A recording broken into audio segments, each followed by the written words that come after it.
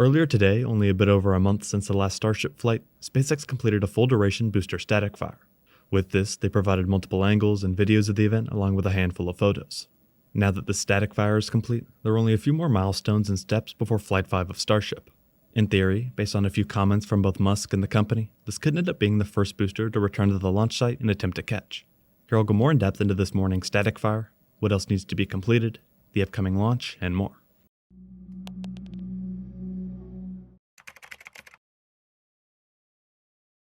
Earlier today in Boca Chica, SpaceX cleared the launch site and started up all 33 Raptor engines on the next Super Heavy booster expected to fly. In total, the burn lasted right around 10 seconds from start to finish. Soon after, SpaceX tweeted saying, "Full duration static fire of Flight 5 Super Heavy booster." This included multiple angles of the same static fire, which provided a great view of the entire event. In regard to the tweet, when they mentioned that it was a full duration static fire, it doesn't literally mean full duration as in the time it would be firing during a launch. The point of the static fire isn't to have the Raptor engines firing for minutes, but instead to primarily test the engine startup, general thrust, and overall health. The full duration comment from the company simply means they planned for around a 10-second static fire, and that's what happened. On the first aerial view provided, you can see the deluge system already going at full with water spraying out in all 6 directions. Practically right away, the booster ignites and the water columns are replaced by flames. The second angle is a close-up that SpaceX slowed down, which helps put in perspective the immense power and heat being created by these Raptor engines. The water-cooled steel plate has now been installed for over half a year and has held up to 3 full launches and a handful of static fires. Based on everything we've seen, it seems to be in good shape and only requires a handful of work between different tests and launches. The final video provided by SpaceX is right above the booster and highlights how violent this process is. After the static fire, in a tweet, Musk chipped in and said, "More than double the power of the Saturn V moon rocket." With this now complete and successful based on the comments from SpaceX, we are not far away from Flight 5. Usually, after a booster static fire, some of the next steps include eventually stacking the ship on top of the booster, then completing a full wet dress rehearsal, and also installing the flight termination system.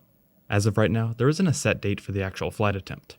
That being said, based on comments from the company and Elon, we can make an educated guess.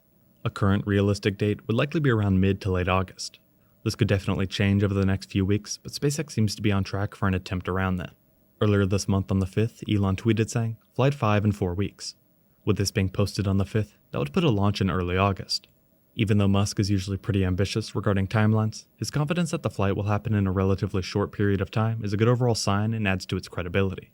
To add to that, after integrated flight test 1, it took 212 days of work, FAA approval, and preparation until the second launch in November. After that, it only took 117 days to launch a third time after the second attempt. Most recently, SpaceX managed to launch Starship again after only 84 days. A launch sometime in August would follow this pattern at around 60 to 70 days since the last flight. On the other hand, they're also making some pretty significant changes to various hardware and the upper stage heat shield, for example. Either way, they seem to be making good progress as a whole, and we should know more regarding a launch date over the next few weeks. Interestingly, as the time between each mission keeps going down, the mission complexity is only going up. The first flight mainly wanted to get Starship in the air. The second was hoping for a successful stage separation. The third wanted to finally reach orbit, and the most recent wanted to re-enter the atmosphere and complete a booster landing burn. As for the next flight, SpaceX keeps hinting at a possible booster catch attempt, which would be an incredible milestone for the company. Most recently, on SpaceX's 4th flight test highlight video, they ended it with somewhat of a teaser. The video cuts to black and then shows the tower and booster coming in for a landing with the text Flight 5 on screen. Obviously, this isn't some set-in-stone confirmation, but it joins a long list of comments suggesting a catch, or at least a possible return to the launch site and/or its vicinity on the next launch could happen. Back in June, the Federal Communications Commission, or FCC, released the application for Special Temporary Authority, or STA. In this report, they were first quoted saying, "The STA is necessary to authorize Starship Test Flight 5 vehicle communications launching from Starbase, Texas. Application includes a suborbital first stage booster and a second stage. Trajectory data will be provided directly to NTIA, USAF, and NASA. Launch licensing authority is FAA Office of Commercial Space Transportation. More importantly, within the Purpose of Operation section, they say, launch vehicle communications for test flight mission launching from Starbase, Texas. The first stage booster will either return to the launch site or perform a controlled water landing." Based on that statement, it's clear that there are still options in the booster's trajectory and plan, however this is a good sign in favor of a catch attempt. Even though these FCC permits are usually quite broad and issued on just about a regular basis, they do partially factor in the company's plans regarding both the flight profile and even the launch date. Also, in an interview, Musk said, "I need to regroup with the team and confirm that there aren't any other known issues. but I think given that the booster came to a precise location, came to a potentially zero velocity landing in the ocean, I think we should probably try and catch it with the tower arms on the next flight. With this in mind, it comes down to the team's confidence in the booster's capability and even the timeline of relevant infrastructure and future Starships. Not far from the main launch tower, a second is under construction. Something that SpaceX won't attempt to catch until the second tower is done, which likely won't be until after this next flight. While logical, SpaceX is quite ambitious with its testing and willing to take on some risk.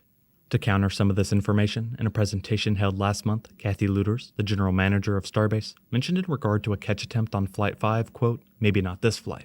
All things considered, it seems the decision might still not be made as of yet.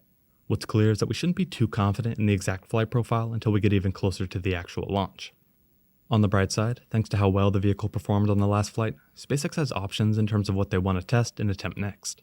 On Flight 4, the booster comes in at an angle and lights its engines right as it enters the clouds, which not only slows but helps orient the booster nearly perfectly vertical. Unfortunately, SpaceX cuts the video back to the onboard footage right as the booster makes contact with the water, so we don't get a view of it bobbing before eventually tipping over. Either way, the initial lead-up and engine light showcase some of the exact goals SpaceX had with this mission and landing over the water. SpaceX stressed before the launch that the fourth flight test turned their focus from achieving orbit to demonstrating the ability to return and reuse Starship in Super Heavy. Specifically, they were quoted saying, "The primary objectives will be executing a landing burn and soft splashdown in the Gulf of Mexico with the Super Heavy booster and achieving a controlled entry of Starship." With this in mind, the video and comments suggest the booster's landing attempt was just about perfect. Focusing back on the video, you can see some large flames, likely related to one of the engines that didn't successfully relight for the landing burn. However, as designed, the other 12 Raptors were plenty to slow the stage for a soft landing.